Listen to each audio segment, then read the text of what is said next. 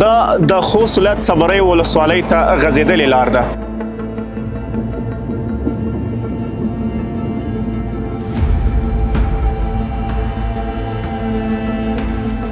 یوه چرګه پاته وه، نورمال غواوې زخمیانې وې.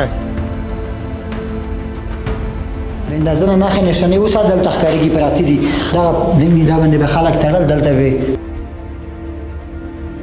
مو بوجران نسلو والله چې خروج ضروري اصیل دي. دغه کې 11 کسه ښځې وې، یو نظر و.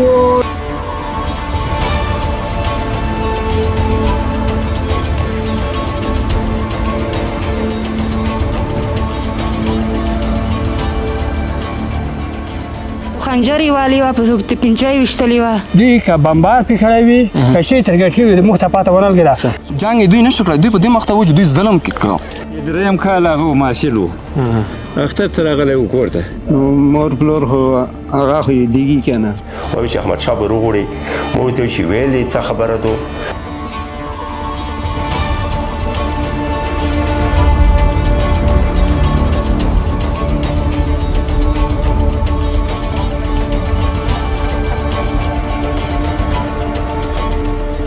خلکو دومره ویره وترې نعوذ بالله چې دومره په دا دنیا کې د هېچ چا نه ډارېده لکه د کمپین چې ډارېده.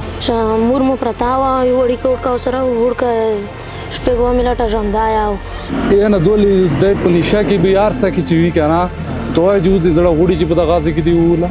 دا چې د شهیدون وشول، په د شهیدونو سې 10,14 شو، په دغسې دا شهید شو. دا د خوست ولایت د موساخېل ولسوالۍ د امنیه قمندانۍ تعمیر ده. KPF ځانګړی ځواک خاورې سره خاوره، ځواک مې له خاورې سره خاوره شه ځواک KPF جکه نه. مخکې مې درته ویلي دي چې آپه نوره چاته نشته، هېڅ بخلی کېږي نه چې قسم یې ولاکه کلمه ورته وایم، ځکه دا یې مسلمانې دنیا نه تېرېږي، پرېږده چې کافرې دنیا نه تېر شي. وړه هېڅ نه پرېښودی چې هر څوک یې ویشتل ده. د اختر په شپه په چپه کې زه همدغه ځای کې وم. چې ډکې وي، پیرکي پاخه وو، دا هر څه دغسې ثبوتي.